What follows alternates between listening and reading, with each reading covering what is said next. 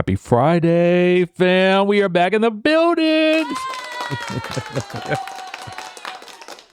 And of course, in reality TV news, the news is always spinning. And here we are back with a new video. I want to ask you guys something. We're going to talk about Pinky and her opinions on the K Michelle versus Porsha beef. She stopped in as a guest on the Two T's in a Pod podcast, but Dolores Catania was hosting. So I think that Dolores comes and fills in when maybe either one of the two, Teddy or Tamara, cannot actually do the podcast, which I don't mind because I just love me some Black Dolores. As Wendy Williams used to say. Oh, gosh, Wendy. Can somebody tell me why they took down the Wendy, like just the YouTubes? Like, if nothing else, at least what would have been beautiful if they could have done is just left those videos up and then the money went into some type of escrow that, was maybe either divided between the production company and Wendy herself. Think of the ad revenue that is going to waste, y'all. I mean, oh my God. And think about all the years of interviews that we could just be watching again and enjoying for our own viewing pleasure. Maybe I'm selfish here, but I mean, I'm just asking the question. Okay? I'm asking the question. I really want to know. I really want to know. Also, too, y'all. So the other day I brought up changing faces, and I was like, I've been having this desire. If you are somebody in the chat, and just let me know this, do you like songs like "You Got to Show Me Love"? Like, think back to the 90s, right? Think back to that time, heartbreaks and promises. Do you still listen to music like that, or like music like "We Found Love in a Hopeless Place"? Because I reference that a lot. Let me know if you do. Let me know if you do. Okay, just chime down in the chat. I just want to know who out there still listens to music like that, right? Either from that period in the 90s or that period in the 2000s. Okay, so now that I asked that question, Pinky was a guest on Two T's in a Pod, and I listened to the interview, so I know what I'm talking about, okay? So when asked about the situation with K Michelle and Porsha, because that was a big point of contention for a lot of you guys this past week in the comment section as we discussed it. And Pinky felt like a lot, along with Dolores, that Portia's comment was super insensitive. And you can even see it there on the screen. I actually saw it here first yesterday, and then I went back and I listened to the interview this morning. She says that, but she also realizes, this is what Pinky says, that Porsha lives in her own world of delusion. Okay? And then she goes on to say, as we all do, she does feel like in Portia's land of delusion, she still should have understood that that comment was insensitive. And she does appreciate Portia's apology. And she says that she felt like the apology that was given was genuine. But she says you have to wait to see what else happens with that situation. So, as we've seen, we've gotten an apology, right? The situation happened. We all do know that Porsha just sometimes says what she says and then maybe thinks about it later. What I am interested in is what Pinky said about you have to watch what happens later.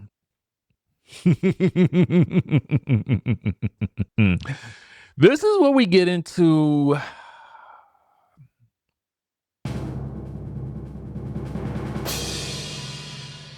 speculations. How will this come back up? Does somebody else bring it up? Does K Michelle bring it back up? Is she really over it? Is she not over it? I don't know. I'm curious. It was that little line. Y'all know sometimes I will pick out the thing that it's a clue. It's a clue, small as it may be, but I'm going to follow this breadcrumb all the way back to the bank.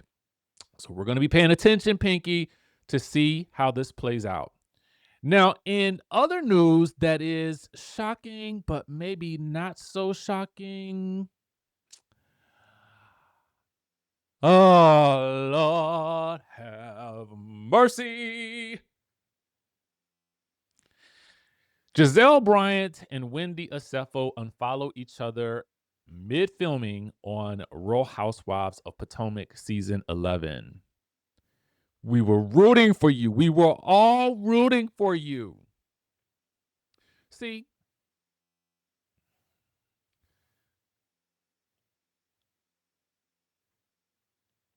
okay, let's do a couple of analysis before we read what Mr. Housewives wrote.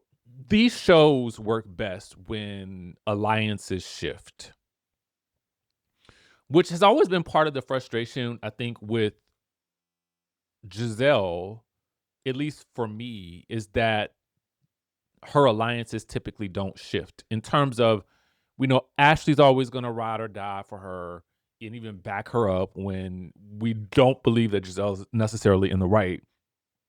And Robin's going to 9 times out of 10 do the same thing. So it makes for an uninteresting watch if there's never any discourse or discord, that it doesn't even have to be big, but just something that's like, "Hey girl, I don't think that was right." When Giselle told Ashley to stop flirting with Maurizio, that was a moment for Ashley to be like, "That really bothered me." You know what I'm saying? Like, give us something where they can really sit down and hash something out. But it never turned into it was a nothing burger. I guess that's just what I'm talking about. So the shows are based on ever evolving relationships, conflict and resolution, and then more conflict and more resolution. So is this shocking to me? Not quite shocking, but the fact that it's an unfollow feels very different because it is seemingly rare for Giselle to really get activated with anything on social media. Generally much doesn't seem to bother her on social media. Thank the Lord I'm not blocked, but I've been blocked by Robin. But I think Robin's a bit more sensitive. I think she's a bit more sensitive. But I wonder if it's because Robin is back that Giselle is like, see ya, wouldn't want to be ya. Is that the case? What do you guys think? Okay. So anyway, let's read the caption. It says, well, Giselle from hell. If that came from K Michelle, by the way. And it he said it here. Wendy scamming Osefo. I'm reading what was said, okay? Alleged. Are no longer following each other on Instagram, and this is happening right in the middle of filming season 11. A follower slid into Mr. Housewives' DMs and with screenshots showing that the two Potomac Housewives have officially hit that unfollow button. I just wonder if any of this has to do, just similar to Mr. Housewives, how much of this has to do with Wendy's court case, these allegations that are following Dr. Wendy. See, why they put that? I cannot. This was posted by Queens of Bravo back when it was announced that Robin was returning. As you can see, the person there is tossing the toy, i.e. Wendy, into the garbage and saying, I don't want to play with you anymore. Again, the hint being now that Robin is back in the mix. Look at them holding hands, dancing together, shimmying and a shaking. Sisters in sorority.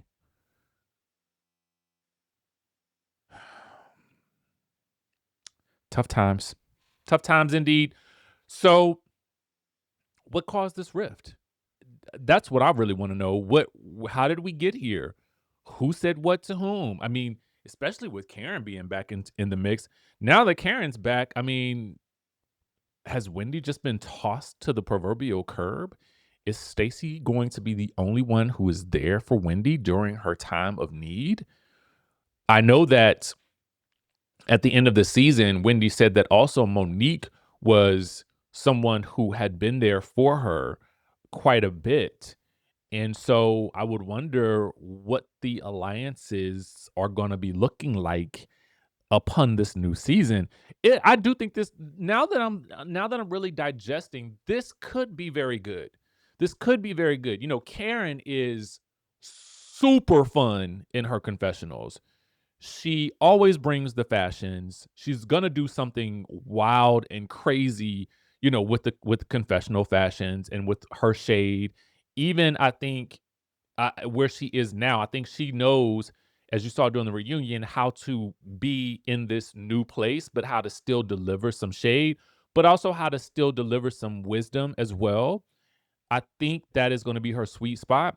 So it'll be interesting to see how she maneuvers in this group now and how much different the respect level will be, because it definitely seemed like in seasons past, like some of the ladies, like maybe Robin and Ashley, just seemed to lack quite a bit of respect for Karen. And maybe it was because of, you know, what they knew what was happening behind the scenes. Now, with Wendy in this space, based on some of the things that Ashley had stated, I would wonder if there is a space where the women feel like this is going to be a humbling thing for Dr. Wendy, and Dr. Wendy does not seem humbled.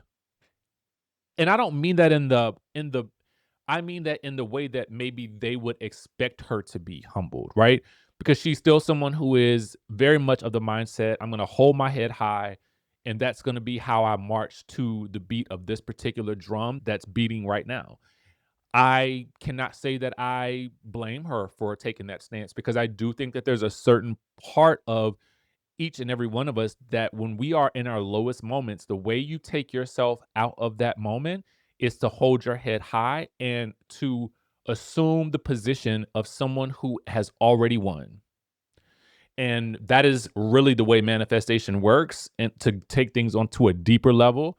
Now, will she be able to manifest her way out of the situation that she's facing? I don't know, but it's also sometimes not about what happens to you, but how you handle what happens to you as a result of it, right? So, we'll see what happens and how she maneuvers with this group as well. And how will Tia fit into this? How will she fit into this? Because she had a pretty quiet, even energy, except when extremely provoked.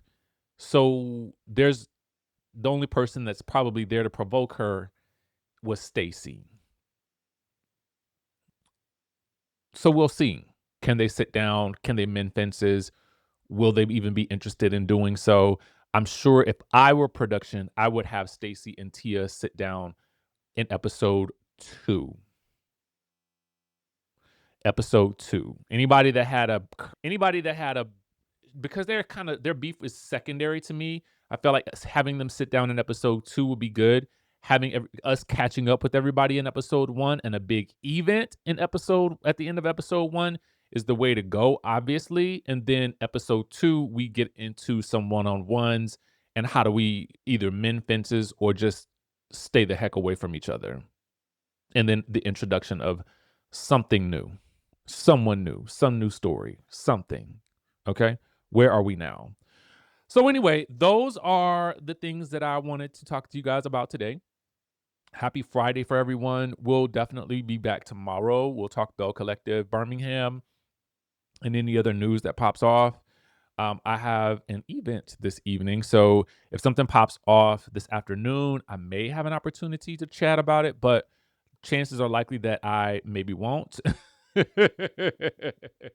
So we'll see, right? We'll see. But make sure you for those of you guys who also attended the master classes or who wanted to attend the master classes, I'm going to be moving on to something a little bit different, something that people during the classes have actually asked for. So I'm working on that on the side as well. It will be something that also is super accessible. So wherever you are on your journey, if you want to learn and if you want to do more, but you may not, your investment at this point might be reserved for other things. I have just a thing for you, and I'm working on it today, and I hope to finish it today as well. So be on the lookout for that as well. With that being said, I will catch you guys in the next video.